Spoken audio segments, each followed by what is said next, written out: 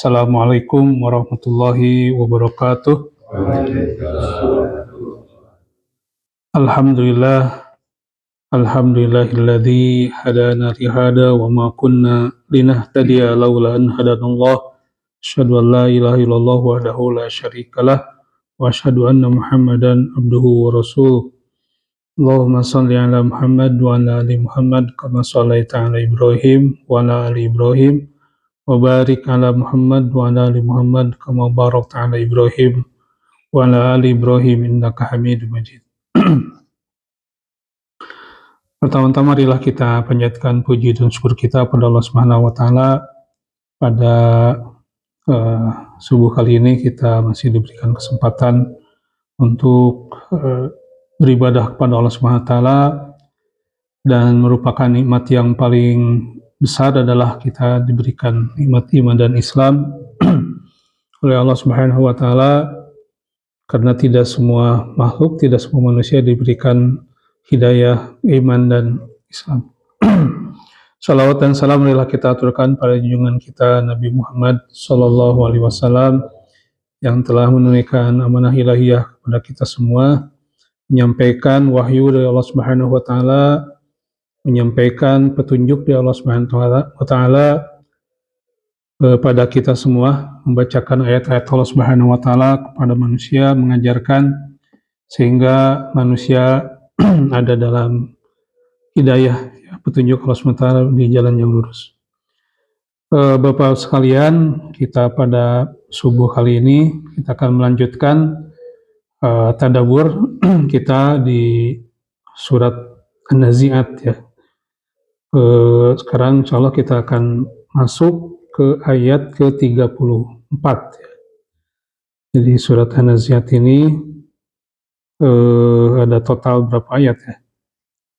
Jadi kita masuk ke 34. A'udzu billahi minasyaitonir rajim.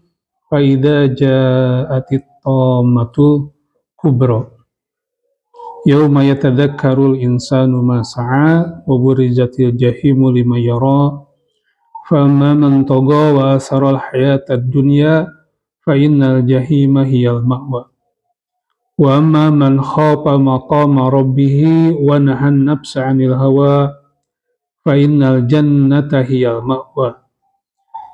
Yas'alunaka 'anis sa'ati ayyana mursaha fima anta min dzikraha ila rabbika muntahaha innama anta mundiru man yakhshaha ka'annahum yawma yarawnaha lam yalbasu illa 'ashiyatan aw duhaha. Jadi fa idza ja'atit tammatul kubra, apabila faida maka apabila ja'at ya datang kepadamu at-tammatul kubra, malapetaka yang besar ya, at-tammatul kubra. Jadi kata at-tammah itu mencakup ya seluruh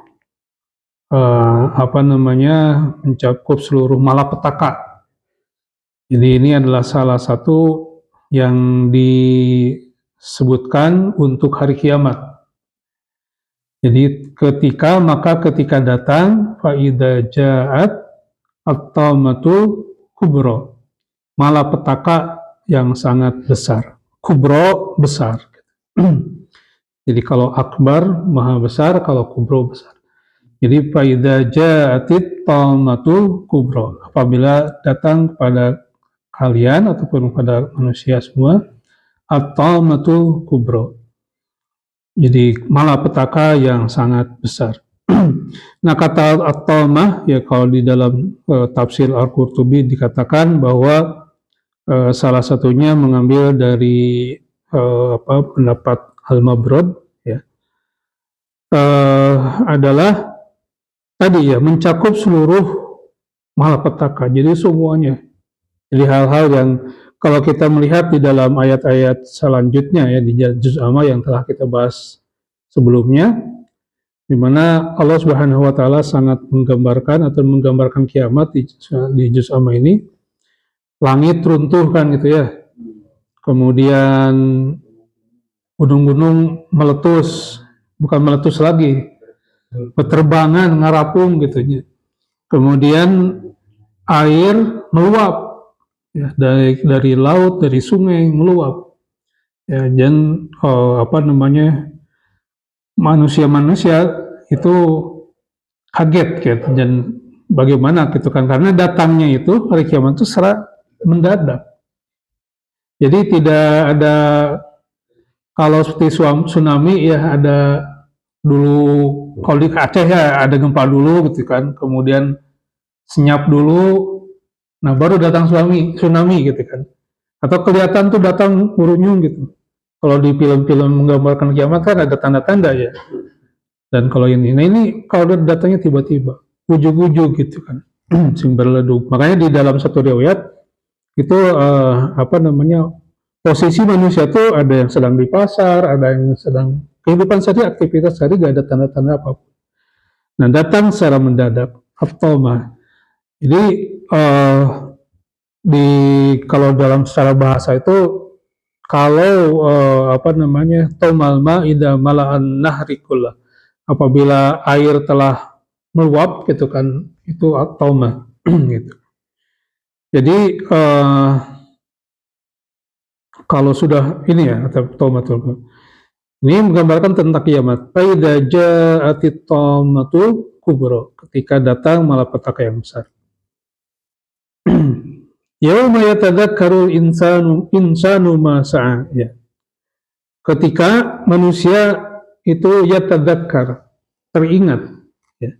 Yauma yatadzakkarul insanu ma sa'a, ketika manusia teringat atas apa yang telah dia kerjakan, gitu.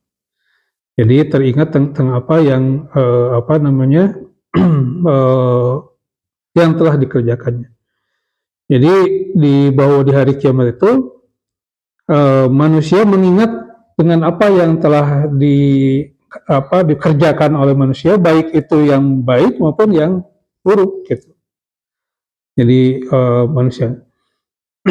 Jadi kemudian arti masa itu adalah dengan kata-kata ma itu di sini mengandung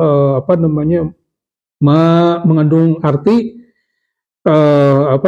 mausulah ya, yang artian keumuman. Jadi seluruh perbuatan kita atau manusia itu mengingat seluruh perbuatannya, gitu kan. Jadi selama di dunia itu mengingat perbuatan kita, ya. Baik itu perbuatan hati, kemudian yang kecil maupun yang besar, gitu kan. Jadi kalau lirikan mata, kemudian ucapan, kemudian tangan dan sebagainya itu mengingat, gitu kan. Yauma yatadzakkarul insanu ma sa'a. Jadi kata yang dipakai di sini adalah ma, ya, dalam menunjukkan keseluruhan, gitu kan. Jadi di dalam surat Al-Mujadalah ya, atau Al-Mujadilah dikatakan ahsahullahu wa nasuhu, ya. Allah menghitung seluruh amal perbuatan meskipun mereka telah melupakannya, gitu. Jadi di hari kiamat itu memang ketika kan kondisi hari kiamat itu kan, kalau lihat di kondisi ini, jadi di tafsir lain dikatakan bahwa malapetaka ini adalah ketika terjadi tiupan yang kedua, air hancur, kemudian di tiupan kedua manusia bangkit, dan di situ manusia mengingat apa yang telah diperbuat. Ketika dikumpulkan ya, di ayat sebelumnya di An-Najat ini, manusia kan dimatikan, kemudian dimunculkan dan dikumpulkan di padang mahsyar, ya, tanah di bumi yang bukan bumi saat ini, dan terhampar, jadi manusia disebut. Nah di situ manusia diingatkan atas semua perbuatannya. Jadi walaupun mereka telah melupakannya. Jadi kalau di dalam komputer mah di refresh. Muncul tuh data-data termasuk yang sudah masukin ke Calvin, kita di delete gitu ya. Muncul. Makanya ngadeg-deg nanti sampai keringetan dan wah luar biasa. Sehingga digambarkan kan di manusia itu berkeringat sampai keringatnya saja menutupi seluruh badannya, tillepku keringat sendiri. Itu jadi jadi perbuatan yang baik ataupun yang salah, terutama perbuatan yang jelek salah itu yang membuat hisab, bukan kita akan dihisab, diadili di hadapan Allah langsung oleh Allah Subhanahu wa taala. Itu. Jadi kalau dilihat ya, kita sekarang bukti-bukti pengadilan itu kan CCTV, saksi gitu ya. Ada pihak internal, kalau kita lupa tuh ketika tunjukin ini CCTV-nya, udah gak bisa ngelakkan gitu ya. Ada yang marah-marah ketika ditunjukkan CCTV gitu kan. Karena kebukti jelas gitu, apalagi di hadapan Allah Subhanahu wa taala gitu. Kalau CCTV hanya dimunculkan perbuatan yang nampak dari badan ya, gitu. Kan CCTV nggak bisa meninjau dari hati, ataupun yang lebih ini lagi, detail lagi. Nah, Allah Subhanahu wa taala detail. Gitu. Jadi tidak bisa berbohong, tidak akan bisa mengelak, dan tidak akan bisa disuap. Jadi yauma yatadzakkarul insanu masa, ketika hari di mana manusia itu teringat ya yatadzakkarul insanu masa. Kemudian waburizatil jahimu, atau di ayat lain katakan di dalam surat Al-Kahfi ya, di Allah Subhanahu wa berfirman, wa wudi'al kitabu wa taral mujrimina musyfiqina mimma fihi. Nah ini. Wa wudi'al kitabu, maka diletakkanlah kitab. Fataral mujrimina, lalu kamu akan melihat orang-orang yang bersalah ya. Ketakutan terhadap apa yang tertulis di dalamnya ya. Musyfiqina mimma fihi wa yaquluna, dan mereka mengatakan ya, dan mereka berkata ya wailatana ya, ma li hadzal kitab, waduh celaka gitu kan, apa yang ada di dalam kitab ini, catatan ini gitu kan, la yughadiru. Nah ini di dalam surat Al-Kahfi lebih detail lagi ya, la yughadiru saghiratan wala kabirah ya, la yughadiru saghiratan wala kabiratan illa ahsaha ya. Jadi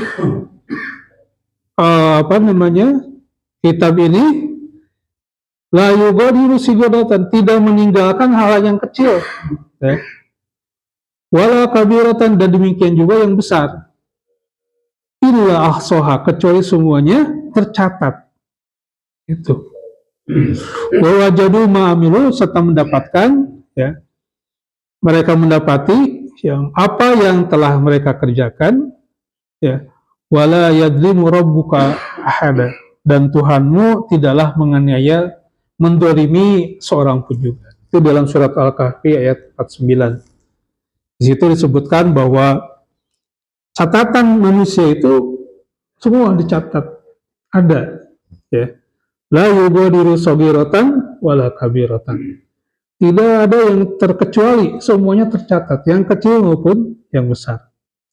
Kalau di dalam surat Al-Qariyah ya, itu kan tidak ada, walaupun hanya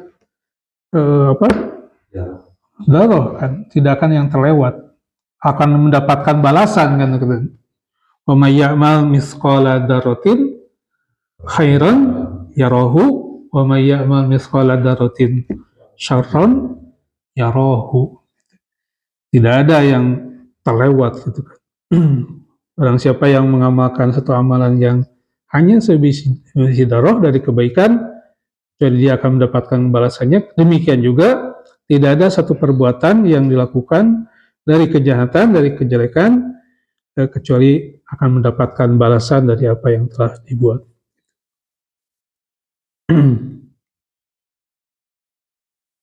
Kemudian di ayat 36 Allah Subhanahu wa taala mengatakan wa burrijatil jahimu liman yara, dan neraka diperlihatkan dengan jelas. Wa burrizatil jahimu, dan neraka diperlihatkan dengan jelas liman yara ya, bagi orang yang melihatnya. Jadi bacaan lain ada liman taro dengan yaro, bukan dengan ya. beda domir ya bagi orang yang melihatnya. Kalau di riwayat siapa ya, itu liman taro, bagi kamu yang melihat gitu. Nah, siapa yang akan melihat itu gitu kan?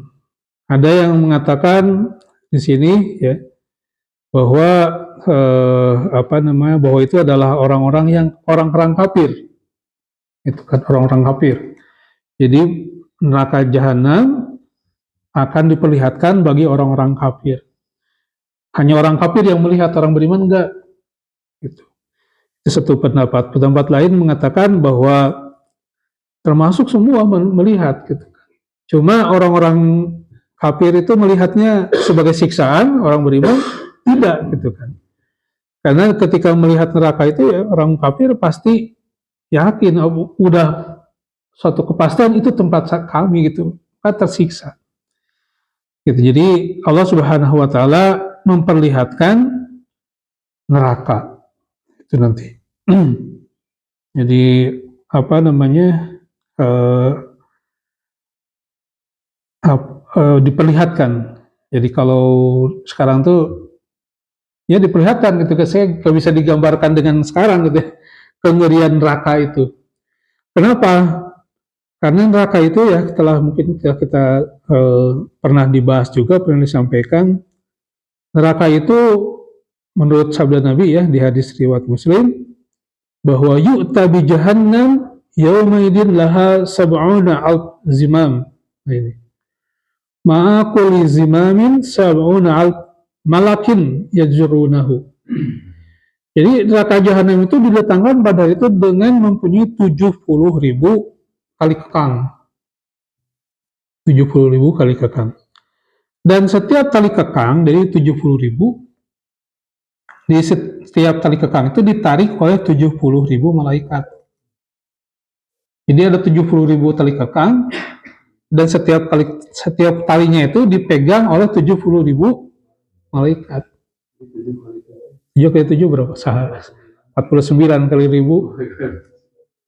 Jadi 4,9 miliar malaikat.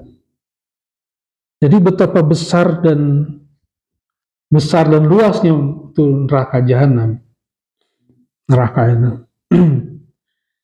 Jadi kalau tapi dalam bahasa Arab itu 70 itu kata-kata yang dipakai 7 itu biasanya menunjukkan banyak, tidak terbatas. Ya. Tapi setidaknya kalau kita hitung tadi ya 4 miliar 900 juta malaikat gitu. Kalau kita hitung secara, jadi betapa besar dan dahsyatnya neraka itu.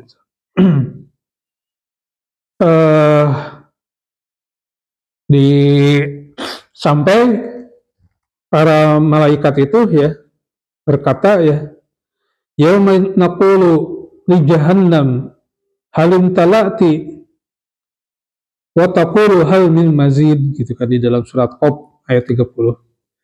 Ketika ingatlah pada hari ketika kami bertanya kepada jahanam ya, apakah kamu sudah penuh? Lalu neraka itu menjawab, masih ada adakah tambahan gitu. Hal min mazid gitu. Artinya ya kalau kita sekarang makhluk gitu kan, manusia, kira-kira banyaknya yang mana? Jadi disiapkan begitu luas sampai pada hari itu ada digambarkan sudah penuhkah gitu kan. Sampai neraka menjawab ada tambahan gitu penghuninya. Gitu. Jadi tempat siksaan yang begitu luas gitu, begitu luas yang sampai digambarkan dalam hadis tadi itu dikekang oleh 70.000 tali, kemudian dipegang oleh setiap talinya itu oleh 70.000 malaikat gitu. Dan kalau kita lihat di surat lain itu kan ketika dibukakan neraka jahanam itu para malaikat penjaganya itu kan bukan mempersilahkan di surat itu ya, di dalam surat Az-Zumar itu kan yang Pak Juri sering baca itu, wasiqal ladzina kafaru ila jahannama Sumaro gitu kan, di digiring dan ditendang gitu kan, dilempar-lemparin ke dalam jahanam gitu. Jadi malaikat-malaikat penjaga neraka itu sebagaimana kita imani bahwa malaikat itu taat dan patuh dan tidak akan bisa disuap gitu kan, tidak akan maksiat. Jadi dimasuk-masukin ke dalam jahanam dan luas jahanamnya seperti itu. Jadi kalau lompat kemana di dalam neraka jahanam itu mual bisa, semuanya adalah penuh dengan siksaan. Ya. Waburizatil jahimu liman yara, dan ditampakkan neraka jahanam bagi orang yang melihatnya. Jadi orang melihatnya itu bisa saja itu semua, kita semua melihatnya. Walaupun tadi kondisinya ya orang-orang kafir itu sudah melihat, ya sudah itu tempat kita gitu, artinya tersiksa tempat mereka, dan holidina fi hati itu langgeng itu ya tiada henti. Orang beriman ada pemberhentiannya ketika dosanya udah selesai gitu kan, maka dia akan ditarik ke surga gitu kan. Seperti itu. Nah, orang-orang kafir itu gak ada. Orang-orang musyrik juga sama gitu kan. Orang yang mensekutukan Allah Subhanahu wa taala itu kekal di dalam nerakanya itu.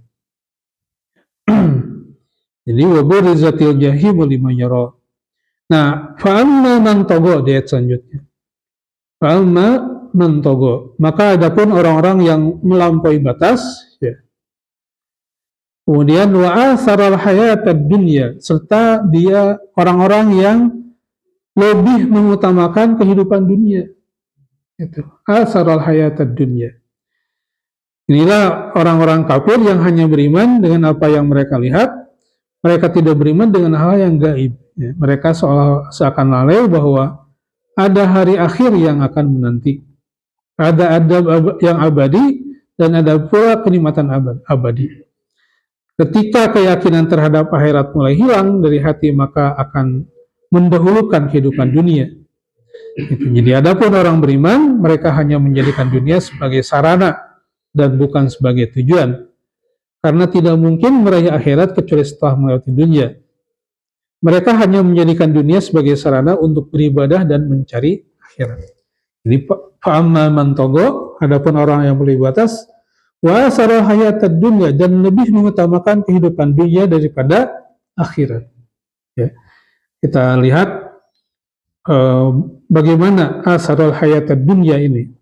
Nah, Imam Al-Qurtubi mengatakan fa'amma man tagha wa asara hayatad dunya fa innal jahima hiyal mawa wa man khafa maqama rabbih wa nahan nafsan hawa fa innal jannata hiyal mawa.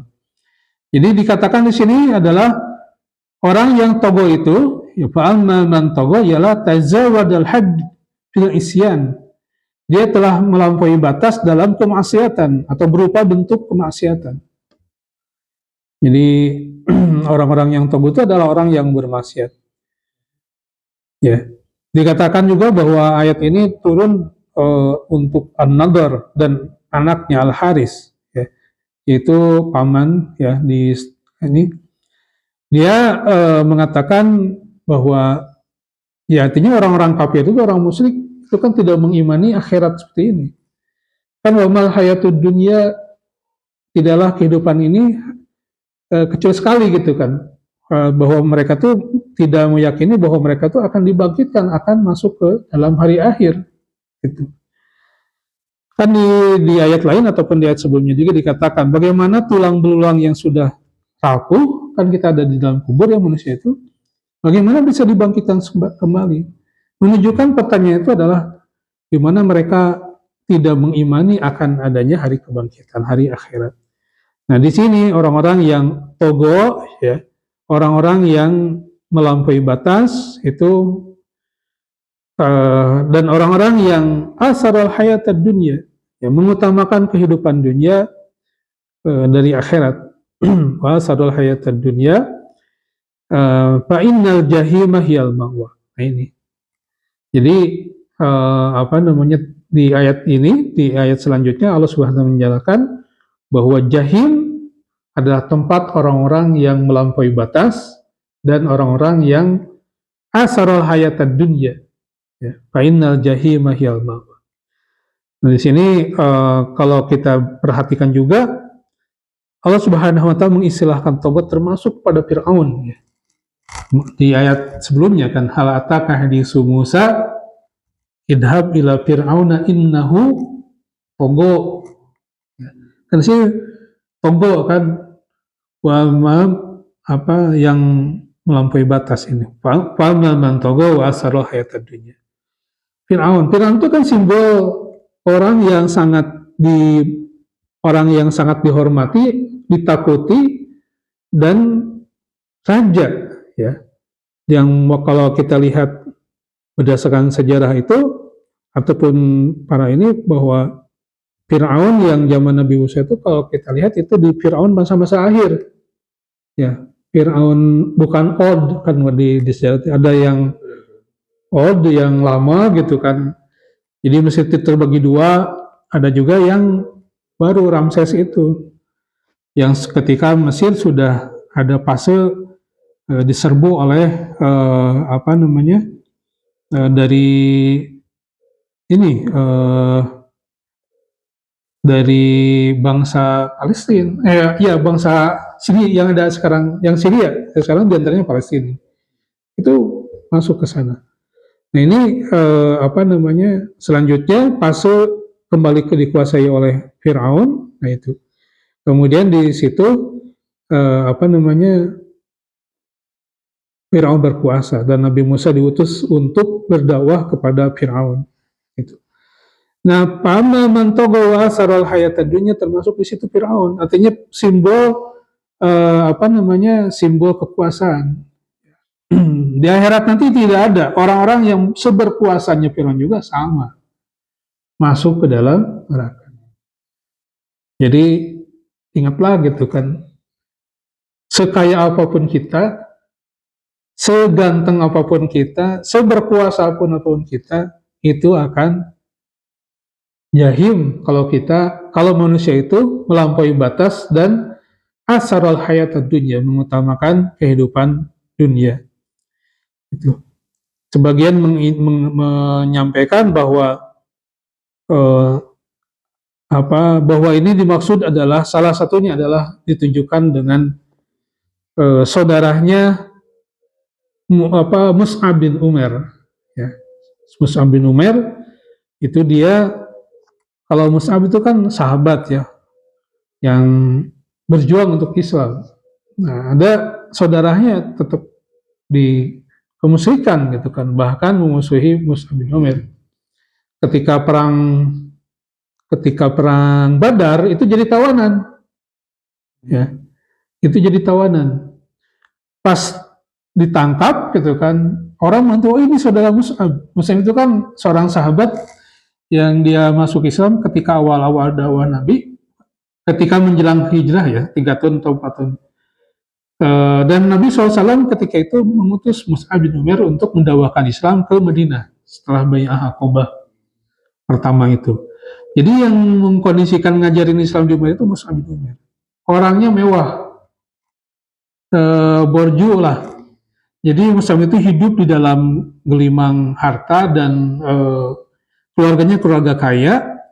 Jadi kalau dandan itu paling perlente. Jadi kalau orang tuh udah tahu wanginya tuh udah sekian meter gitu, wah ini bau Mus'ab. Makanya ini, ketika masuk Islam semuanya ditinggalkan. Bukan semuanya, artinya karena dia diusir dari keluarganya sampai ibunya juga mengusir, ya. Akhirnya yang dia hanya memiliki satu pakaian gitu kan. Nah, oleh Nabi SAW, dan dia sangat intens, sangat semangat untuk menghadiri majlis Nabi Muhammad SAW ketika menyampaikan wahyu. Dan Mus'ab itu menyampaikan langsung kepada masyarakat Quraisy, termasuk ke ibunya. Dan ibunya semakin marah besar. Ya, sampai Nabi SAW akhirnya memilih Mus'ab bin Umair untuk mengajarkan al-Islam di Madinah. Waktu itu namanya masih Yasrib. Dengan dakwah Mus'ab itu di Madinah, orang masuk Islam, banyak yang masuk Islam dan bersedia untuk membantu Nabi SAW sehingga mereka siap untuk menjadi tempat hijrahnya Nabi SAW. Gitu. Dan di Madinah juga sama, diseganin. Bukan masalah dari ketampanannya ataupun dari penampilannya, tetapi bagaimana Mus'ab pintar gitu kan, mampu ada satu ketika ada seorang di Madinah itu sama gitu kan di Madinah itu ada yang musyrik, ada yang Yahudi, ada yang Kristen. Nah yang orang-orang itu ini siapa nih? Gitu kan. Nah Mus'ab menyampaikan tidak dulu Al-Quran dan hadis, tapi menyampaikan dengan logika-logika yang memukau gitu kan, sehingga mampu belum hadis disampaikan tapi mampu menggugah, mampu menyentuh hati orang-orang Madinah saat itu. Nah ini orang yang togo di sini ada seperti hanya disampaikan oleh Ibnu Abbas kepada Ibnu Mas'ud itu di ke al-ah li Mus'ab bin Umair. Jadi ini diberikan kepada saudaranya Mus'ab bin Umair yang justru mengeluarkan Mus'ab bin Umair dari keluarganya. Nah kita juga sekarang banyak mendapatkan kan orang-orang yang memilih Islam dari keluarga ini dikeluarkan dari keluarganya gitu kan. Ya itu. Nah Mus'ab juga sama dulu dikeluarkan daripada keluarganya yang kaya raya dan hidup senang gitu. Nah ini ketika ditangkap seneng tuh kaum muslimin waktu itu ketika ini tawanan nih saudaranya Mus'ab ini. Kayaknya gak diapa-apain, harusnya kan ditangkap diikat gitu ya sebagai tahanan lah. Gak diapa-apain sampai datang Mus'ab gitu kan. Kata Mus'ab, kenapa dibiarkan? Orang itu kan saudara engkau. Nah, kata dia, ya udah perlakukan seperti sama dengan yang lain gitu kan. Karena dan ibunya itu katanya, ibunya itu hartanya banyak katanya. Jadi punya tebusan gitu kan. Walaupun nantinya itu Mus'ab gitu kan. Nah ini diberikan kepada saudaranya Mus'ab. Jadi wa man togo wa asarul hayatad dunya, orang-orang yang togo, yang melampaui batas serta asarul hayatad dunya, ya,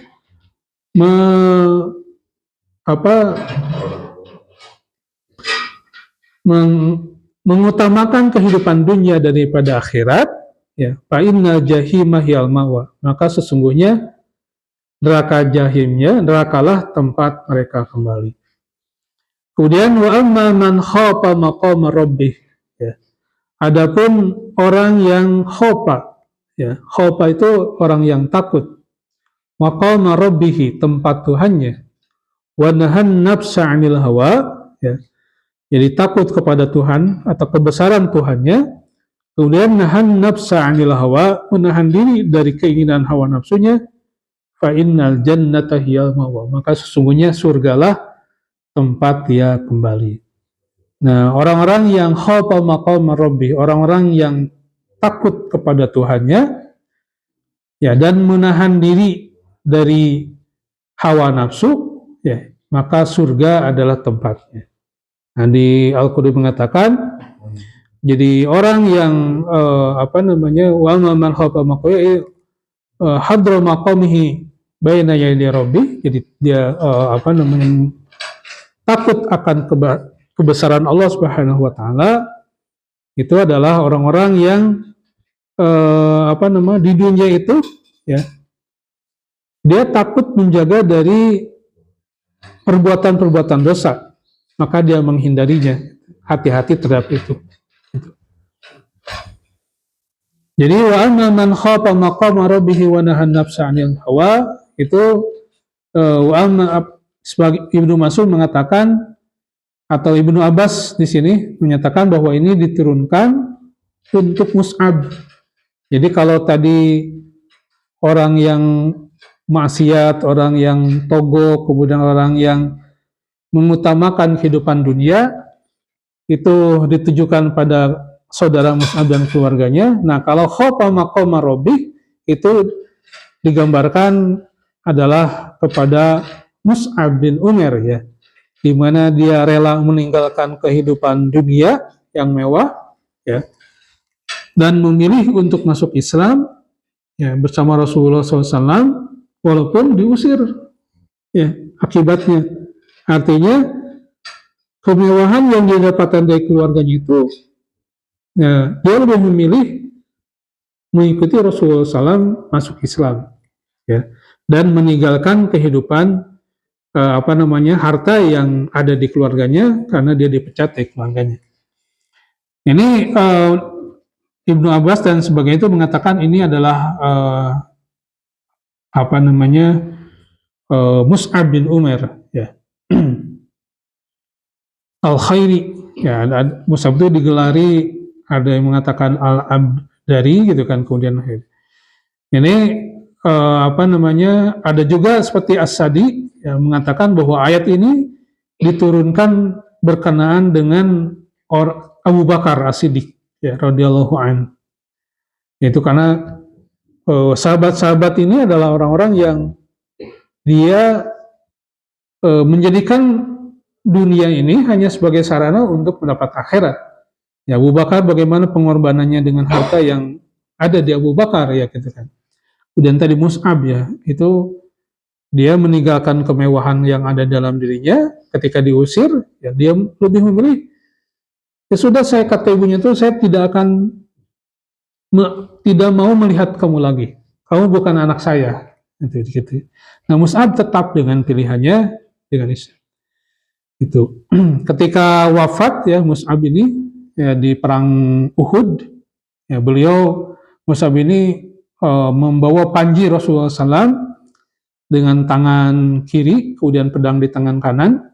Nah, ini ditebas, ya, oleh Quraisy, tangan yang membawa ini dan dua-dua tangannya, kemudian akhirnya gugur di perang Uhud, ya. Yang dia pakai hanya satu helai kain, ya, yang menutup satu badannya, sehingga ketika ditarik ke atas itu menutup wajahnya, kakinya terbuka. Ketika ditarik menutup kakinya, wajahnya terbuka. Jadi orang yang dulunya sangat mewah, ketika syahid, ya, itu sampai seperti itu kondisinya, gitu. Jadi, karena dia memilih, ya, bersama Rasulullah pada Islam ini. Dan ini orang yang khafa maqama rabbih, takut ketika dengan kekuasaan Allah Subhanahu wa taala, ya. Kalau di sini Asadi Abu Bakar juga sama, ya.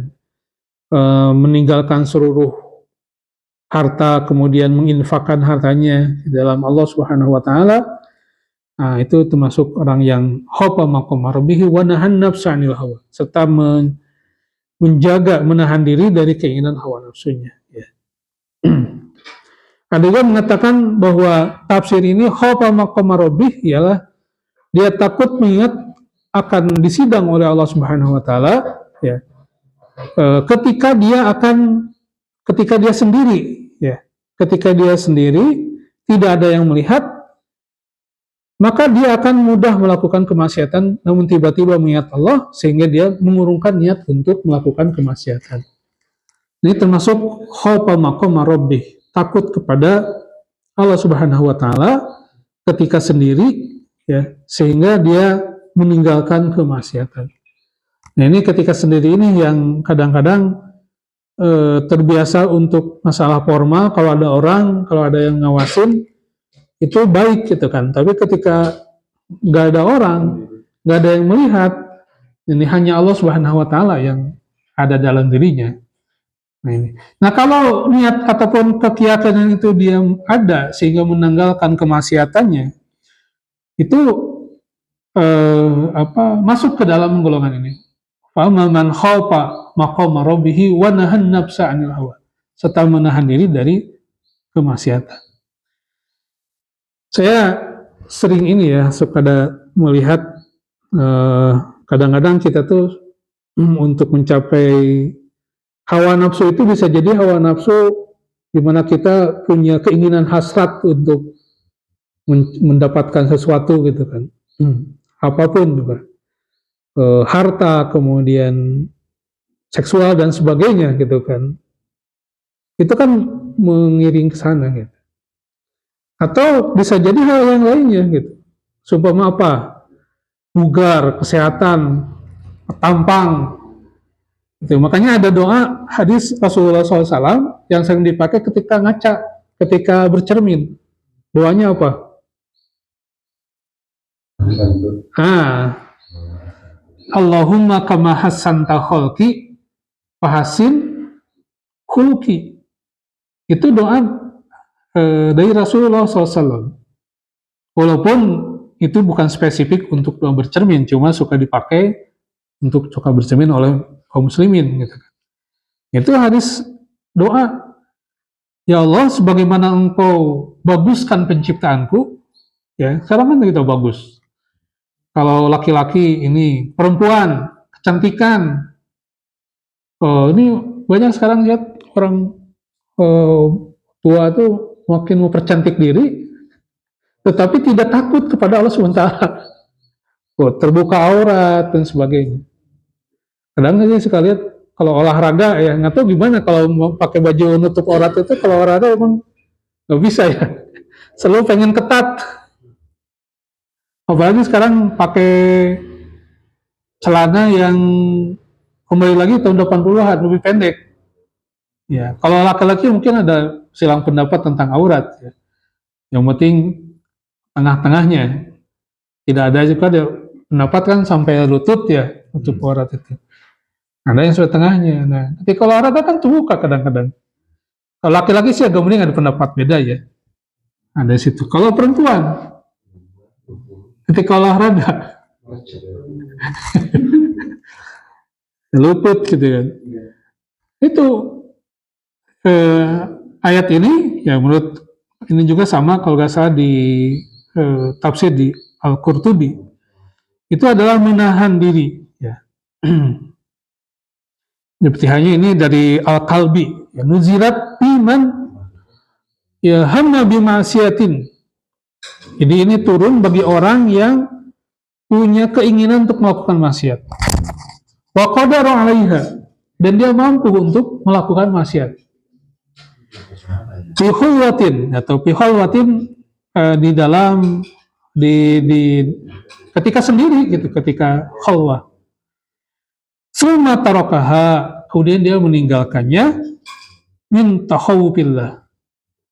Jadi karena takut kepada Allah Subhanahu wa taala. Ketika sama sekarang, fasilitas untuk maksiat dan kita sendiri itu banyak. Di HP, searching atau kan itu sangat terbuka ya Pak. Artinya sangat untuk ketika kita sendiri dan kita mampu untuk melakukannya. Ya, jadi lalu meninggalkan karena takut kepada Allah, ya. Kemudian Ibnu Abbas juga sama punya pandangan ataupun menafsirkan ayat ini adalah ketika yakni man khofa indal ma'siyah. Jadi orang yang takut ketika akan melakukan maksiat, ya. Jadi wa amma man khafa maqama rabbih wa nahan nafsanil hawa fa innal jannata hiyal ma'wa. Maka sungguh surga tempat tempat kembalinya. Nah, ini menjadi waskat ya, takut kepada Allah Subhanahu wa taala. Jadi kemaksiatan itu, nah, ini Ibnu Abbas kemudian tadi Al-Kalbi menafsirkan orang yang takut itu adalah orang yang dia ketika sendiri kemudian dia mampu untuk melakukan maksiat dan ditinggalkan. Itu makanya di sini wa man khafa maqama rabbih, orang yang takut keutusan Tuhannya, wa nahan nafsa 'anil hawa, menahan diri dari kemaksiatan. Maka balasannya apa? Fa innal jannata hiyal ma'wa. Maka sungguh orang yang diberikan itu surga sebagai tempat kembalinya. Gitu. Wa man khafa. Kalau tadi orang yang asaral hayatad dunya karena mementingkan dunia, ya sudahlah. Ya, dia maksiat juga gak apa, toh saya mampu. Gitu kan? Toh saya mampu, maka di itu orangnya itu asaral hayatad dunya fa inna jahimah hiyal ma'wa. Nah, orang yang kepe itu neraka jahanam tempatnya. Sebaliknya orang yang meninggalkan maksiat lalu takut pada Allah, maka surga balasannya. Gitu. Maka banyak doa-doa yang diwiridkan ataupun diwariskan dari Rasulullah SAW untuk masalah menghadapi kehidupan dunia ini. Salah satunya diriwayatkan dari hadis Tirmidzi, wala taj'al musibatana fi dinina. Ya Allah, janganlah engkau menjadikan musibah dalam urusan agama kami. Wala taj'alid dunya akbaru hamina, dan jangan engkau jadikan dunia sebagai tujuan terbesar kami. Wala mablaghu ilmina, dan puncak dari ilmu kami.